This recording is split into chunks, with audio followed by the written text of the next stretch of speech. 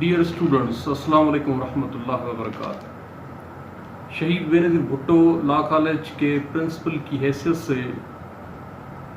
मैंने ख़ुद और बाकी फैकल्टी मेंबर्स ने इस कोविड-19 की तबाहकारियों को मद्देनज़र रखते हुए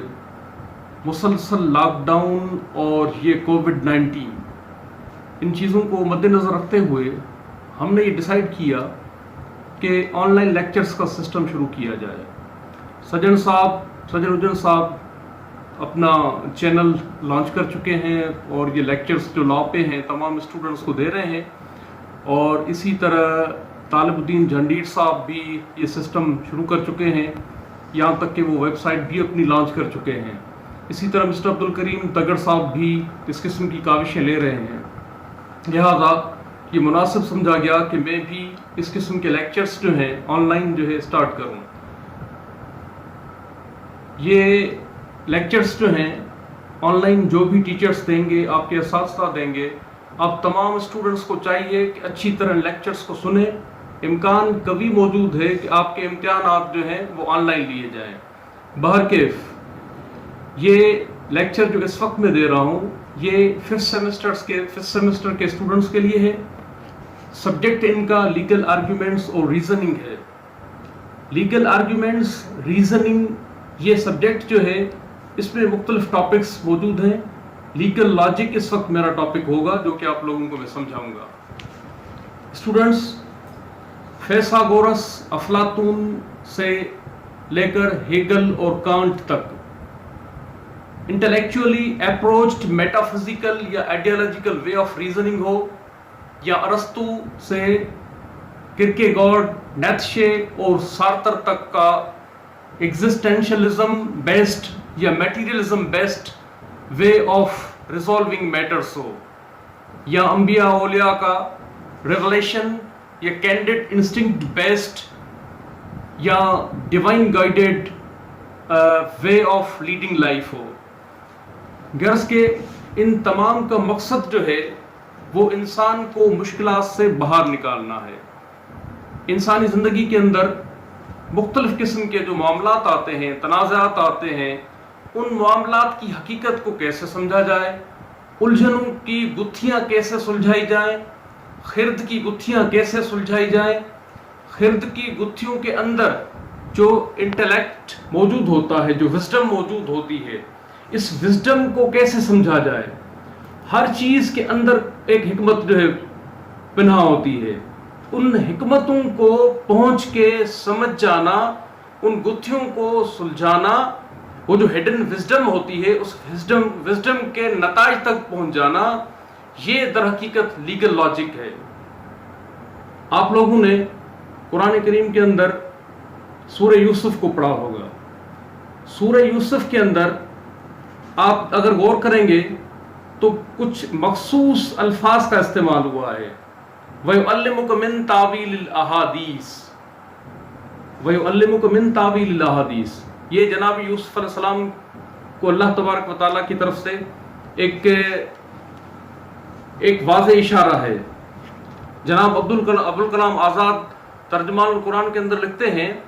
कि ये जो तावीलिल अहादीस का जनाब यूसुफ अलैहिस्सलाम के किस्से के अंदर जा बजा इस्तेमाल हुआ है,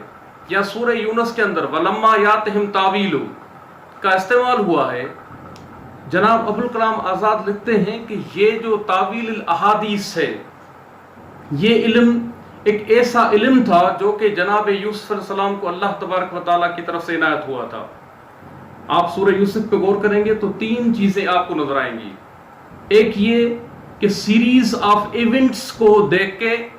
तमाम अज्जा को देख के, किसी मौके, किसी वाक़े, किसी अमर के तमाम अज्जा को देख के उसकी असल तक पहुंच जाना, उसकी हकीकत तक पहुंच जाना, एक ये इल्म था जिसको तावील अहादीस कहते हैं। एक ये इल्म था जो कि जनाब यूसुफ अलैहिस्सलाम को इनायत किया गया था, और दूसरा ख्वाबों का इल्म था जो कि इंटरप्रिटेशन ऑफ ड्रीम्स जिसको हम कहते हैं, ये भी दर हकीकत इस इल्म के अंदर ही आता है।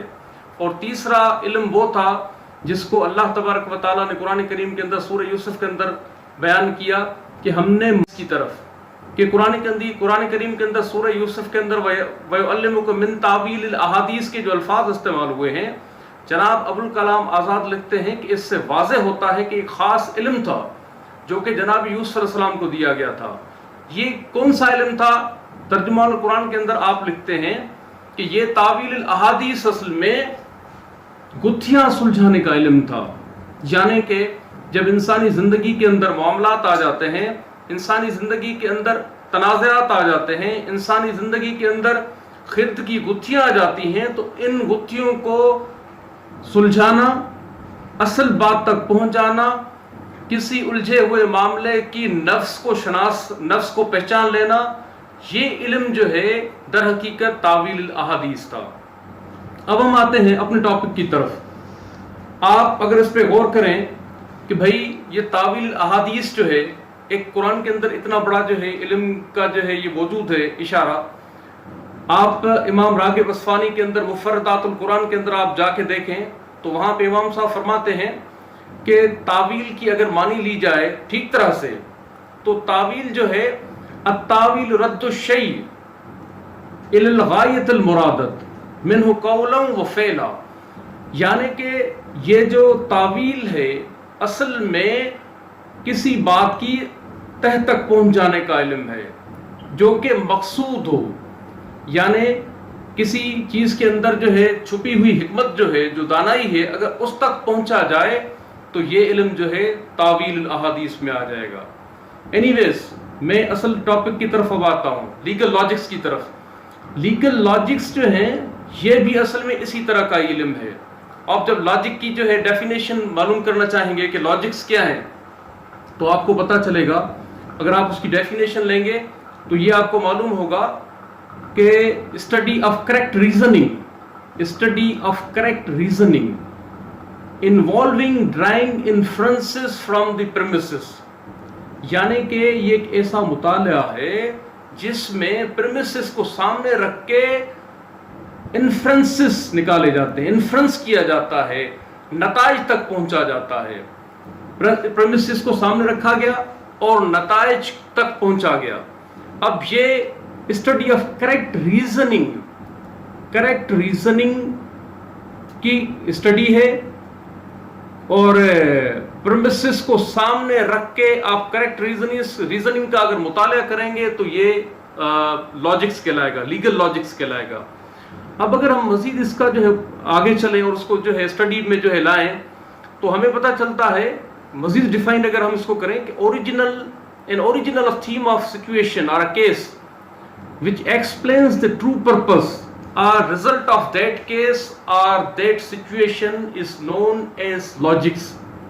اب لاجکس کو اگر ہم مزید دیکھیں تو ہمیں معلوم ہوتا ہے کہ لاجک جو ہے، لاجکس جو ہوتی ہیں، لیگل لاجک جو ہے اصل میں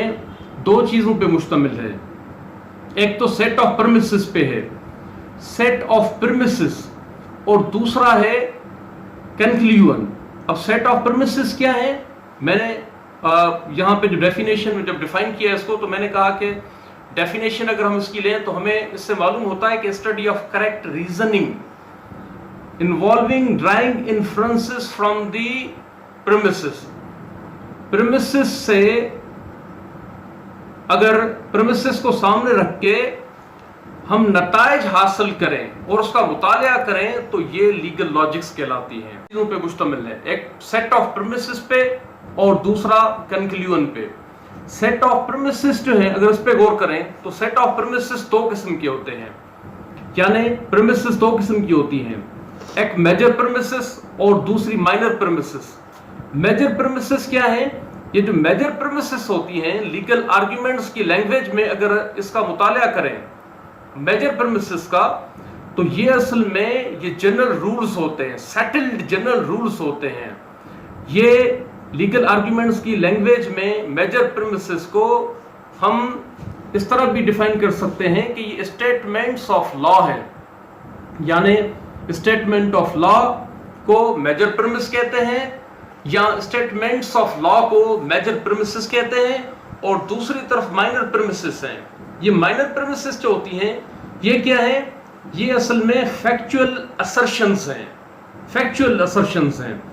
کسی بھی واقعے سے متعلق، کسی بھی تنازع سے متعلق، کسی بھی ایشو ڈسپیوٹ سے متعلق جو ہے، کسی بھی معاملے سے متعلق یہ حقائق بیان کرنے والے بیان ہوتے ہیں، حقائق بیان کرنے والے جملے ہوتے ہیں. مائنر پریمیسز جو ہیں یہ اصل میں ایکسپلین کرتے ہیں کسی فیکچول assertion کو، کسی فرد سے متعلق، کسی شے سے متعلق، یا کسی افراد کے گروہ یا اشیاء کے گروہ سے متعلق. ہم لیگل آرگیومنٹس کی لینگویج میں اس مائنر پریمیسز کو اسٹیٹمنٹ آف فیکٹس بھی کہتے ہیں. اب ایک طرف اسٹیٹمنٹس آف لا آ گیا اور دوسری طرف اسٹیٹمنٹس آف فیکٹ آ گیا. اسٹیٹمنٹس آف فیکٹس، اب ہم جب ان دونوں کو اسٹیٹمنٹس آف فیکٹس کو سامنے رکھ کے اس پہ جب ہم لا کو اپلائی کرتے ہیں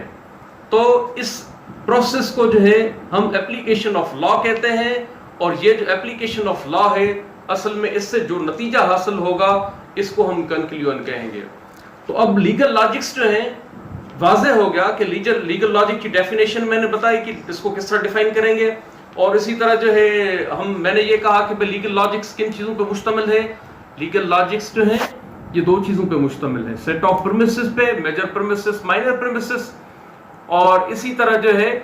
میں اس کی مزید وضاحت کروں کہ major premises, minor premises. Major premises جو ہیں یہ جنرل رولز ہیں، جنرل رولز آف لا ہیں، جبکہ مائنر پریمیسز جو ہیں یہ اسٹیٹمنٹ آف فیکٹس ہیں. Statements of facts, statement of law جو ہیں یہ اصل میں کیا ہے، یہ میجر پریمیسز، مائنر پریمیسز دونوں جو ہیں یہ ان کو ملا کے نتائج جب حاصل کیے جاتے ہیں تو ہم ان کو سائلوجزم بھی کہتے ہیں.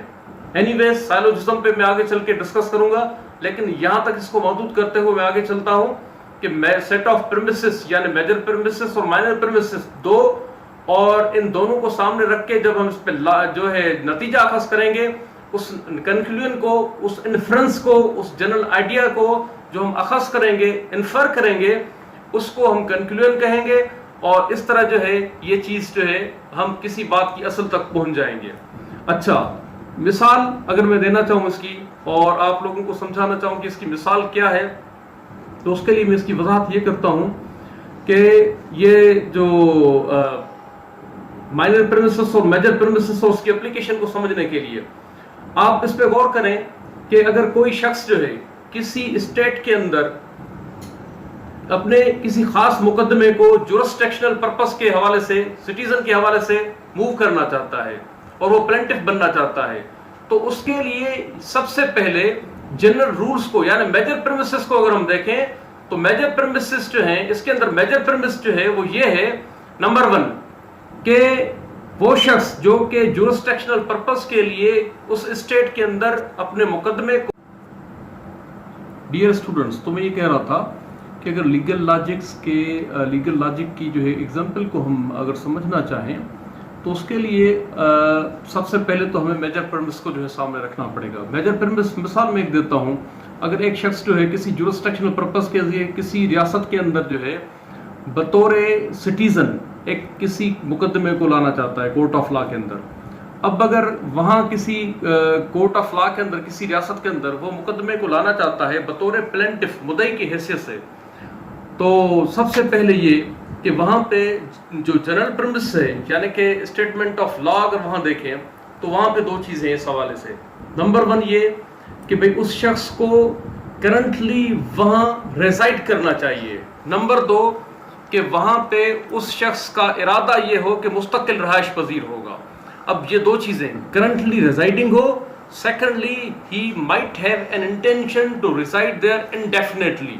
اب دو چیزیں آ گئی. اب ہم آتے ہیں، یہ میجر پریمیس ہو گیا